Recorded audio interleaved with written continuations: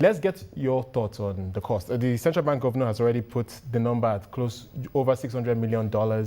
Some people think that is an exaggeration, but from where you stand as an investment banker, speaking to corporates, etc., what are your thoughts on the cost of this strike so far?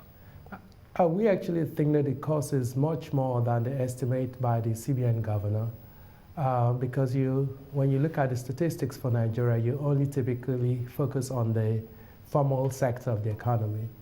If you estimate that the informal sector is hugely impacted and it probably account for no less than 50%, we would then be looking at something like $1.2 billion as the cost of the strike over the last 6 business days.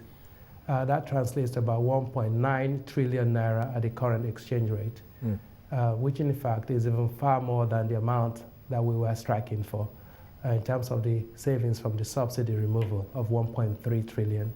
Well, as Nigeria gets back to work tomorrow, one of the things that many analysts think we've lost from this process, obviously the government has backed down and now put the fuel price at 97 naira per litre, up from 65 naira per litre before the move.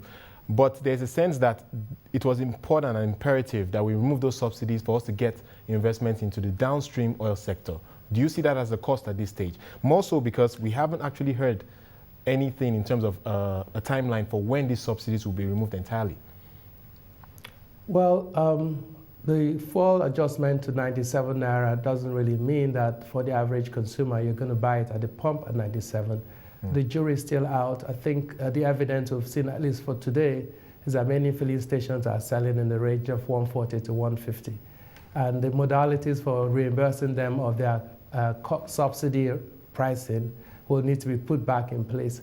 But in addition to the fuel increase, there's been a sort of a 50% increase in other consumer products across the board: transportation, food, services. So those prices are not going to come down. People can hold to the government's 97 naira, but I do think that we are probably living in an environment where it will drift right back all the way to 141, which is where they wanted it to be at in the first place. And I see that happening within the next 3 months. But do you think there's going to be, do you think we're going to lose out on investments into the oil and gas sector though? Well, the government's rationale for removing subsidy is well intended, and indeed that's the focus. We as a House support the subsidy removal, but clearly we should have been done with a more deliberate and planned arrangement than what we saw in the last couple of weeks. Ours is a consumption economy where everybody is coming in to share proceeds from the sale of natural resources.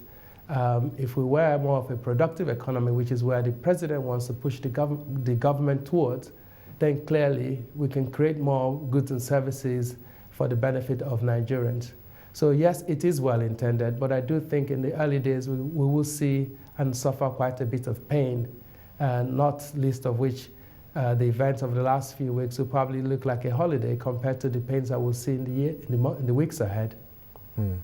All right, let's get your thoughts on the slowdown in investment that we might see into Nigeria as a result of this protest. Obviously, we've had protests in the past, and some suggest that Nigeria should get to business as usual over the next few days. But do you think that the publicity, or should I say bad publicity, that this has made for Nigeria over the last week will have a bearing on investments coming into the country?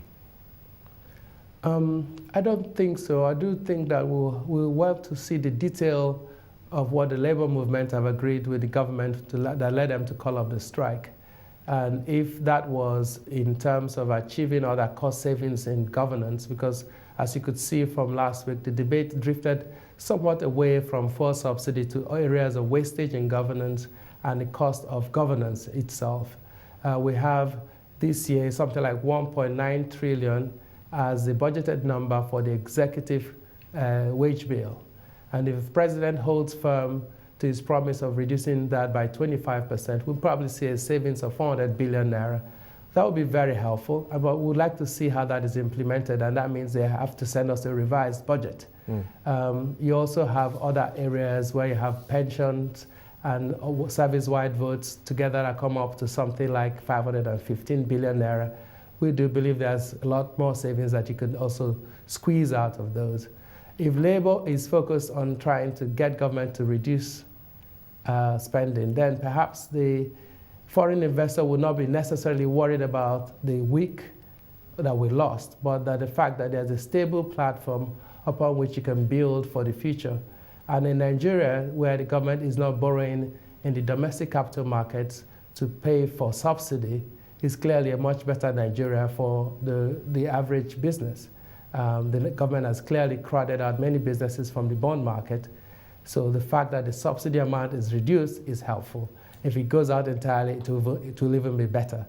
Then that frees up more cash for investment in the economy. And I do think that people should have a long-term view on Nigeria for that.